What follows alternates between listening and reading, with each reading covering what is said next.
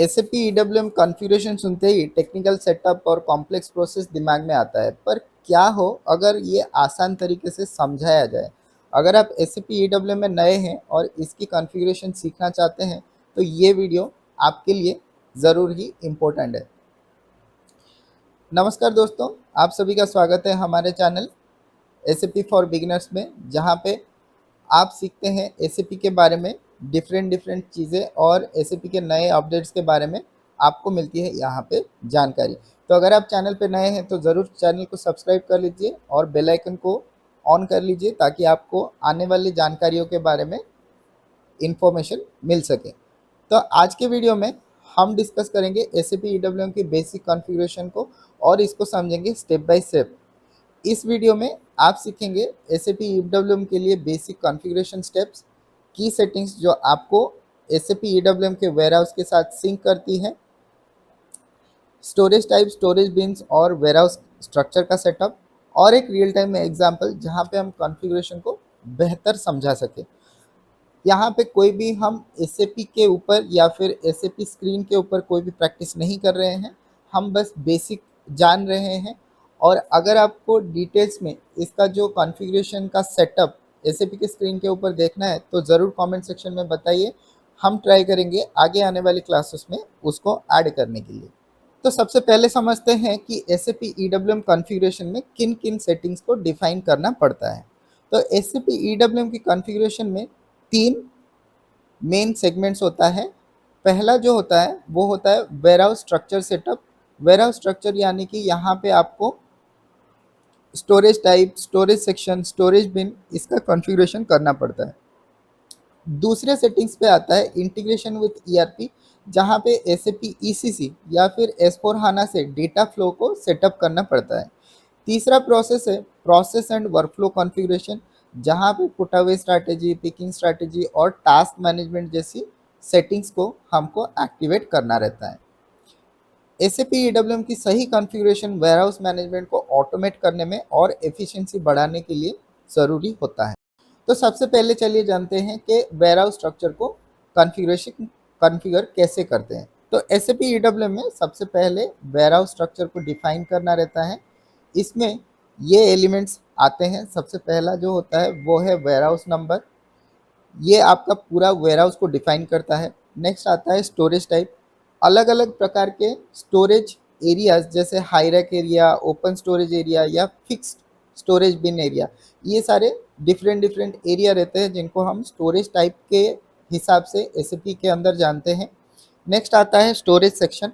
Warehouse के अंदर sections define किया जाता है, जहाँ पे फास्ट मूविंग और स्लो मूविंग जोन्स, ऐसे हम सेक्शंस यहाँ पे डिवाइड कर सकते हैं। नेक्स्ट आता है स्टोरेज बिन, एक्चुअल फिजिकल लोकेशंस जहाँ पे मटेरियल स्टोर किया जाता है उसको स्टोरेज बिन बोलते हैं, जिसके अंदर एक्चुअल में प्रोडक्ट्स या फिर आइटम्स हमारे वेयरहाउस के अंदर स्टोर होते हैं। तो नेक्स्ट हम जानते हैं ईआरपी एंड ईडब्ल्यूएम का इंटीग्रेशन कैसे करें।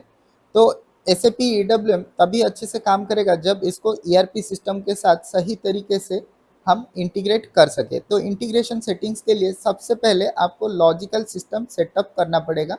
दोनों ही सिस्टम में आपको ईआरपी एंड ईडब्ल्यूएम के बीच में कनेक्शन बनाने के लिए लॉजिकल सिस्टम बनाना ज़रूरी है। दूसरा है डिस्ट्रीब्यूशन मॉडल और पार्टनर प्रोफाइल्स क्रिएट करना। यहाँ पे आप डिस्ट्रीब्यूशन मॉडल और पार्टनर प्रोफाइल के मदद से आप अपने सिस्टम को, ईआरपी के सिस्टम को ईडब्ल्यूएम के सिस्टम के साथ कनेक्ट कर सकते हैं।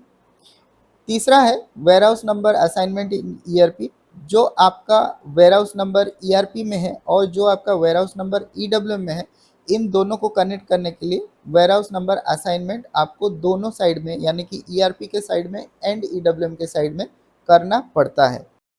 नेक्स्ट जो कॉन्फ़िगरेशन है वो है प्रोसेस एंड वर्कफ्लो कॉन्फ़िगरेशन, जैसे कि पुट अवे और पिकिंग का। तो वेयरहाउस ऑपरेशंस में सबसे क्रिटिकल होते हैं पुट अवे, यानी कि मटेरियल जब आप रिसीव करते हो या फिर मटेरियल जब आप स्टोर करते हो उसको हम पुट अवे बोलते हैं। और पिकिंग यानी कि ऑर्डर फुलफिलमेंट, यानी कि जब आप कोई ऑर्डर लेते हो या फिर ऑर्डर आपके यहाँ पे प्लेस होता है, जब उसको आप सेंड करते हो थ्रू डिलीवरी, उसको पिकिंग प्रोसेस कहा जाता है। तो इनकी सही कॉन्फ़िगरेशन जो है प्रोडक्टिविटी को बढ़ा सकती है। तो सबसे पहले पुट अवे स्ट्रैटेजी थोड़ा समझते हैं। तो पुट अवे स्ट्रैटेजी में जो मेजर स्ट्रैटेजी है, सबसे पहला है फिक्स बिन स्ट्रैटेजी। तो यहाँ पे कोई एक स्पेसिफिक बिन को असाइन करना रहता है जहाँ से आपका मटेरियल जो है वहाँ पे आप जाके रख सको। नेक्स्ट होता है रैंडम बिन स्ट्रैटेजी। तो सिस्टम ऑटोमेटिकली जो है स्टोरेज बिन को असाइन करता है। तीसरा जो स्ट्रैटेजी है वो है नियर पिकिंग एरिया स्ट्रैटेजी। तो फ्रीक्वेंट यूज्ड आइटम को पिकिंग जोन के पास स्टोर करते हैं ताकि आपका जब भी मटेरियल का ऑर्डर फुलफिलमेंट का प्रोसेस शुरू हो जाए तो आप वहाँ से डायरेक्टली पिकिंग करके अपने पिकिंग जोन पे लेके जा सकते हो। नेक्स्ट समझते हैं पिकिंग स्ट्रैटेजी कॉन्फ़िगरेशन। तो पिकिंग स्ट्रैटेजी में अगर हम मान के चले तो दो जो इम्पोर्टेंट रहते हैं पिकिंग स्ट्रैटेजी, वो एक होता है फीफो यानी कि first in first out process, और दूसरा होता है लीफो यानी कि last in first out process. तो पहले स्टोर किया हुआ आइटम को पहले अगर आप निकालते हो तो उस मेथड को या फिर उस स्ट्रैटेजी को बोलते हैं फीफो मेथोडोलॉजी या फिर फीफो स्ट्रैटेजी बोलते हैं। लीफो होता है तो सबसे जो बाद में स्टोर किया जाता है उसी को सबसे पहले निकालते हैं, उसको बोला जाता है लीफो।